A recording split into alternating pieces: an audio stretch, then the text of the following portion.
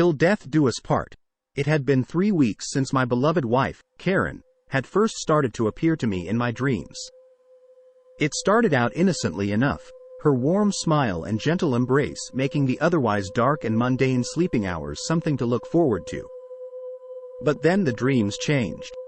Karen still appeared, but instead of the warmth of her embrace, I noticed something off about her.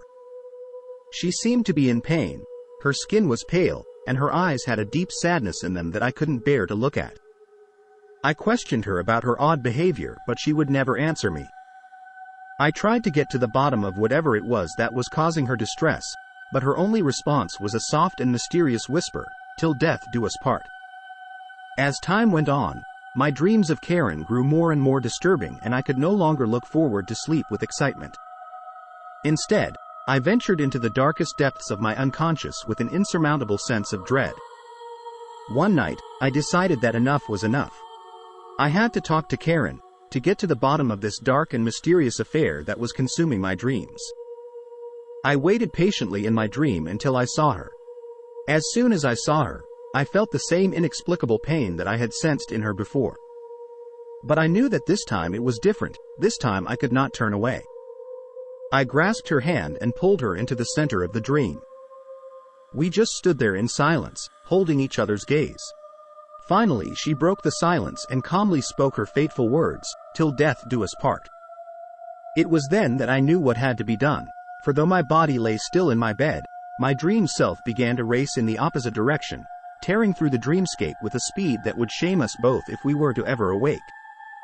We raced through dream towns and forests, our goal unknown, but the urgency unmistakable. Finally, we came to a stop at a large lake. On the bank in front of us lay a small rowboat, just big enough for two. We silently climbed into the boat and began to row away from the shore, leaving everything we knew far behind. I could feel the familiar sadness in Karen's expression, and I knew that our destination was nearing. Soon, the light of the moon reflected off of a small island, barely visible in the distance. I quickly recognized the island as the one in my nightmares, the one I had known Karen had been searching for the entire time.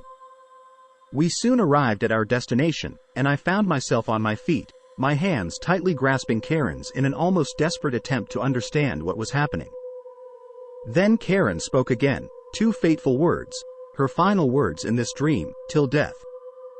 The world around us began to spin and I felt sick to my stomach. I begged Karen for an explanation, but she just looked away and refused to answer any of my questions. And then, in a matter of seconds, the dream was over, the entire world around me fading away into a sea of black. I woke up back in my bed, the sun shining through my window, but I knew in that instant that my world would never be the same. For in that dream, Karen had sacrificed her soul to the powers of the supernatural, unknowingly binding us together until death do us part.